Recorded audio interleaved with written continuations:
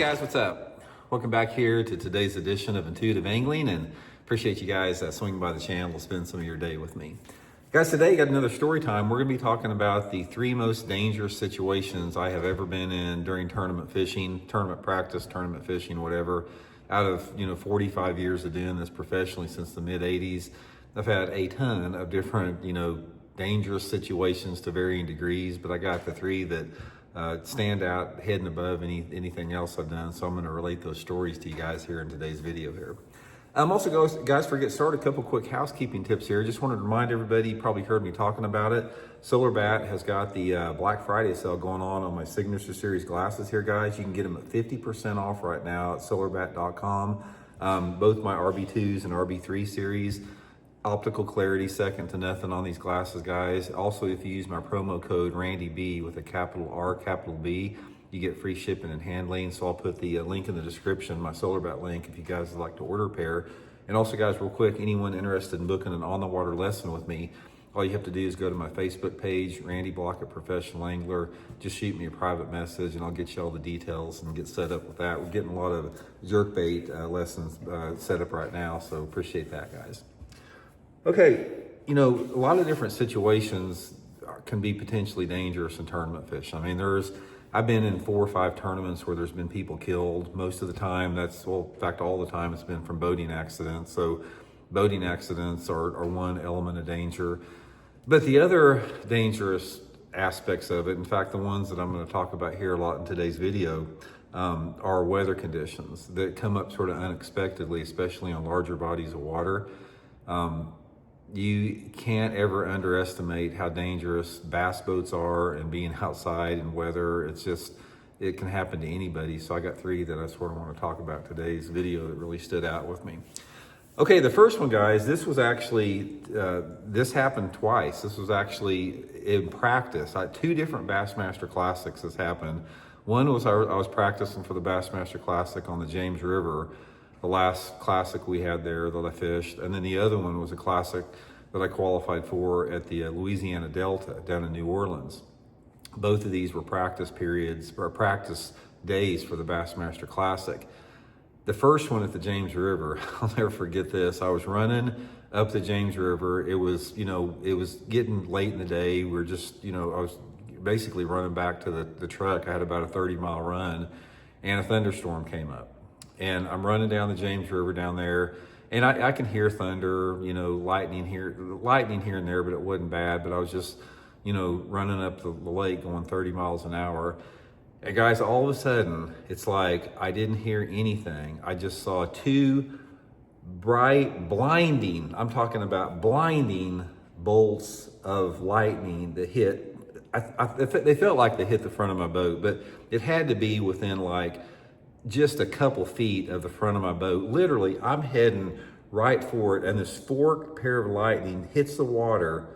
Like I said, it seemed like it was just on the trolling motor, literally right in front of me. I didn't hear a thing. It was just a blinding flash of light, and then this deafening thunder. I mean, just like deafening, like to broke my eardrums. That's probably the most scared I've ever been in my life, startled, scared. And I took it to the bank immediately. I set that storm out. I don't know what would happen if it had hit the boat. If it had been another 2 or 3 feet in front of me, there's no telling, what would have happened. So that was terrifying to the least. And the other one, a lightning situation, this is the same, story on here. I was practicing for the Bassmaster Classic down in the Louisiana Delta, and the Delta down there, if you've never seen it before, it's a series of these lakes. Some of these lakes are, a couple hundred to a couple thousand acres connected by canals. So I was making this run back from an area called Bayou Black, which was about an hour run from where we launched at. And I was coming in and out of the canals, and this one, I had to run across this open lake. And down there at the Louisiana Delta, guys, it's a swamp area. There's nothing, it's just literally a swamp, almost like Florida. So there's nowhere to get out of nothing. And guys, same deal, thunderstorm rolls in, coming up fast. And I'm heading out across this lake there, trying to get to the next canal. And I have never in my entire life seen so many lightning bolts cracking down around me. It was almost like it was a science fiction movie. You know how some of those, those doomsday type movies where you got these crazy weather things come up where there's tornadoes everywhere. It was sort of like that. There were like, I'm talking boom, boom, boom, boom, boom, boom, just going everywhere around me, in front of me, behind me, to the side of me. And I didn't have anywhere to go. It's like the bank, there wasn't any protection. There wasn't anything over there. So I just freaking put the hammer down and got across that thing as quick as possible. But I was puckered up the whole time till I got up in that canal. So that was one.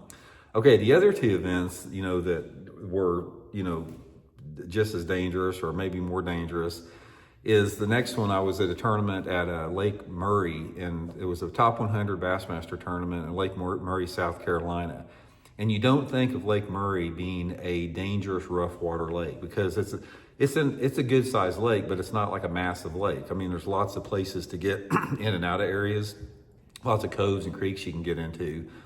But anyway, this practice day, sometimes on the East Coast like that, you get some of these bizarre weather fronts that come in off the coast there. And about 10 o'clock in the morning, a storm rolled in.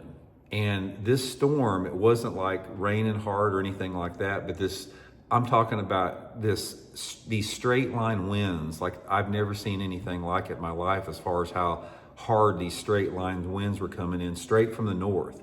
And I was about probably 5 miles up the lake in a bay off to the right over there, and wind was coming up and everything. And I wanted to get to the other side of the lake. It was still early in the morning and I was wanting to fish, and I didn't think this wind was going to be that bad and be that extent. So I took out and I was on the east side of the lake and I wanted to run to the west side of the lake. And this part of Lake Murray was a couple miles wide.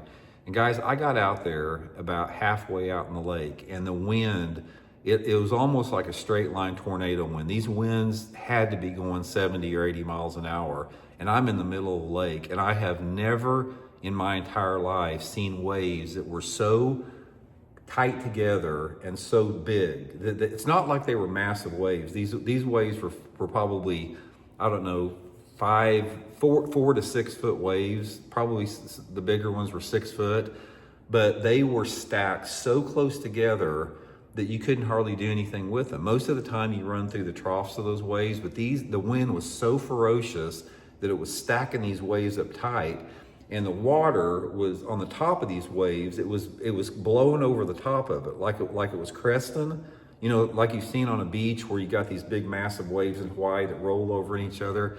It was like that. So I'm running through these troughs as best as I can, going like 30 miles an hour, and the water is just coming over in the side of my boat, and I can't hardly do anything with it. It's like, I am a highly skilled boat driver, and I have been in a ton of different dangerous situations, and I have never seen anything like this that was so sketchy and intimidating. So anyway, I pulled it in behind this island. There's like an island in the middle of the lake, and I pulled it up on the leeward side of this island.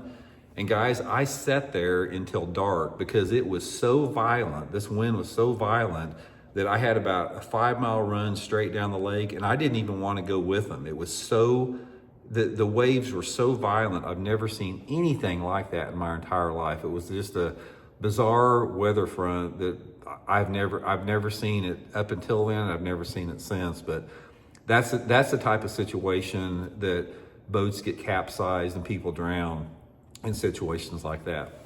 And the third one, this was another rough water situation, but this one was a little bit different. This was on Lake Erie. And this was practice for I think this was a FLW tournament we had. Maybe, I can't remember, Bassmaster. It's been like 30 years ago.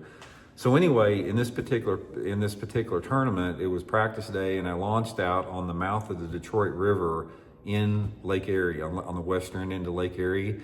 And there's an island out there called Pelee Island, which is about a 25-mile run out in the middle of the lake to get to this big island. And that's where I wanted to fish. So anyway, I ran out there that morning, and it was rough. I mean, there was like 4 to 5 footers, but Lake Erie waves are different. The Lake Erie waves are spaced wide apart. So it's easy to run a 4 to 6 foot wave on Lake Erie because of the distance of the waves. It's just like you're just sort of surfing over them. But anyway, I got back there behind Pelee Island, started fishing. It was sort of protected. And I started noticing the wind was getting up, during the day. And by the afternoon, like 2 o'clock in the afternoon, it seemed like it was that freaking Edmund Fitzgerald type winds. This winds was freaking howling. And I knew that the wind was coming straight out of the west. So it was coming straight into the island, and I was on the leeward side of this island. And I just said, okay, I'm gonna run to the north shore of Lake Erie there, and I'll be able to get out of the wind a little bit and make it back to the ramp there. I wasn't gonna try to make it all the way out the lake. Guys, I took out from there. The winds, at this point, the wind's blowing probably, 35, maybe 40, something like that. And I had probably, it was probably about a 5-mile run that I had to make from Pelee Island to the North Shore. You guys that fish up there know what I'm talking about. And I took out over there, and guys, it was freaking massive. These waves had stacked up, and I was running out there in those 4 to 6 footers. And guys, these were like 8 to 10 footers. And some of them even look bigger. They look like freaking mountains of water up there.